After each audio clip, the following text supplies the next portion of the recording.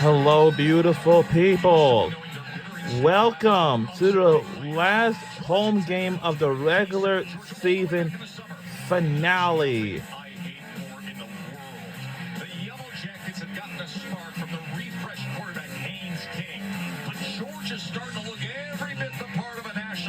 As a rivalry game is Georgia versus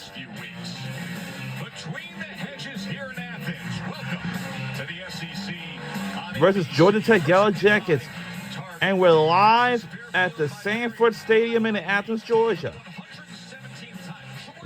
Welcome. This is the last home game of the regular season finale. This is a rivalry game. Welcome. Of the year. There's Jesse Palmer and there's Joe Tessitore on the right. Oldest rivalry in the sport. But forget old. We want to discuss what's new in the sport. And that's the college football playoff and the concern for Georgia.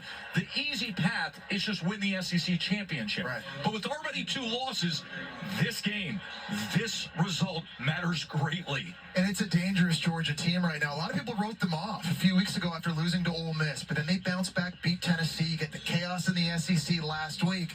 Now Georgia back in the driver's seat, looking to win their 3rd national championship in the last 4 years. They have scary talent. They've got a lot of senior leadership, guys that have won national championships. And you're right, Joe. They know if they win in Atlanta next week in the SEC title game, they're an automatic in, but they're not thinking that way.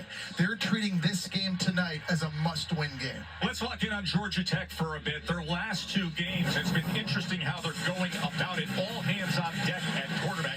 Georgia versus the upset of Miami had 93 yards, had the big touchdown. Remember, Miami was previously undefeated. Then last week, the freshman quarterback, Aaron Philo, game-winning touchdown with 22 seconds. It looks like this halftime show is not going to be until like 9 p.m. What's the plan at quarterback now?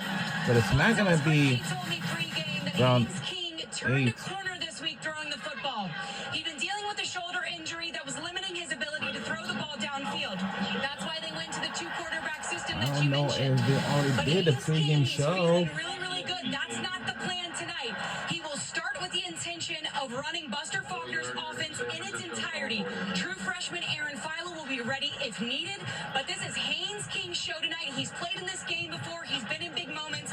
Brent Key wants to lean into his experience, Jesse. Yeah, Katie, that's big news for this Georgia Tech offense as well, because Haynes King is an outstanding athlete. At 6'3", 215 pounds, he can run the ball, and he's explosive when he does that. And she's right. He got hurt against UNC, and even though he played the last 2 games, you never saw Haynes King throwing the ball vertically down the field. Brenke told us pregame he was hitting all the deep shots in practice yesterday, so we're going to let him run the whole thing. This is his show, and you got to think the experience of Haynes King being in these big moments, they feel he gives their team the best chance because of his ability to handle an environment like this. This tradition-rich rivalry with so many in-state players who grew up together, then the star quarterbacks. Haynes King is ready to go. Meanwhile, Georgia's Carson Beck, he knows what it feels like to win this rivalry. Clean, old-fashioned hate next. And we'll be right back. The Nissan pregame drive is next after this message and a word from our ABC stations. And we'll be right back.